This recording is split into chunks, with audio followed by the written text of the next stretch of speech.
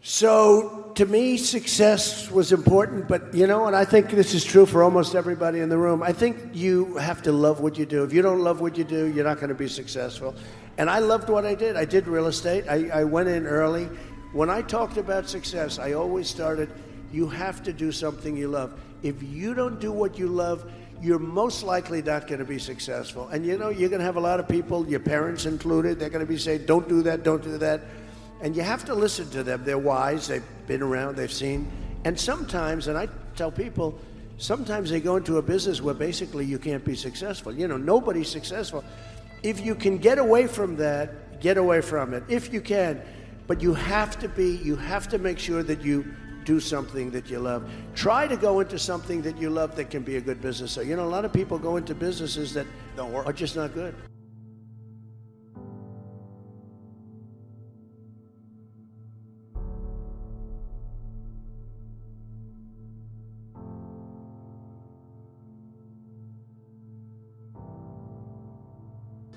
So when I was young, my father built in Brooklyn and Queens, the boroughs, and he did a great job. He was a very strong guy, but a good guy, a guy with a tremendous heart, but he was strong, very powerful type of personality.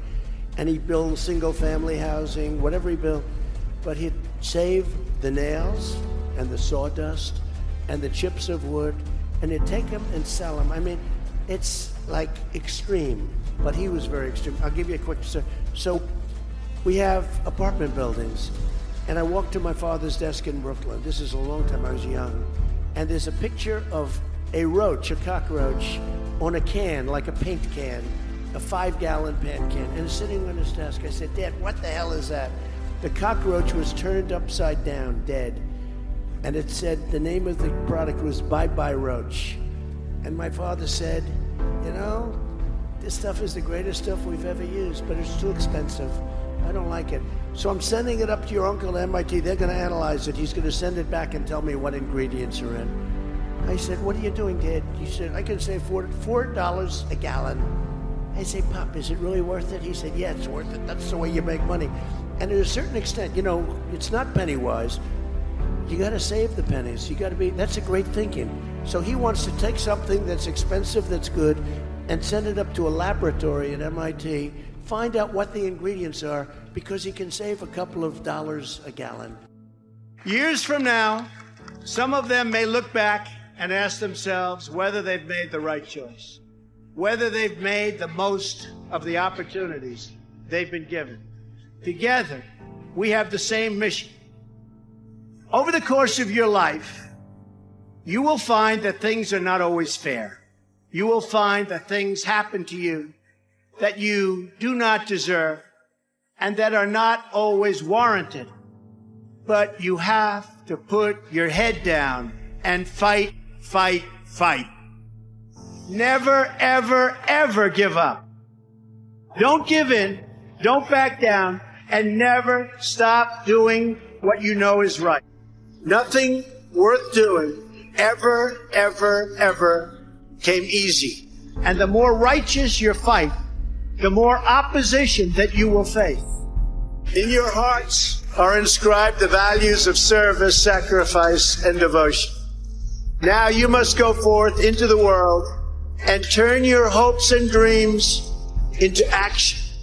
Gary Player, the great golfer, he was a little guy, very little, but he worked really hard. And he had a great statement, but he'd go, the harder I work, the luckier I get. And he wins the US Open. You have all these big, handsome guys, these big, giant guys, and they're hitting the ball a mile. And you have Gary Player. And Gary Player would win the Open. He'd win the Masters. He'd win this. He'd win that.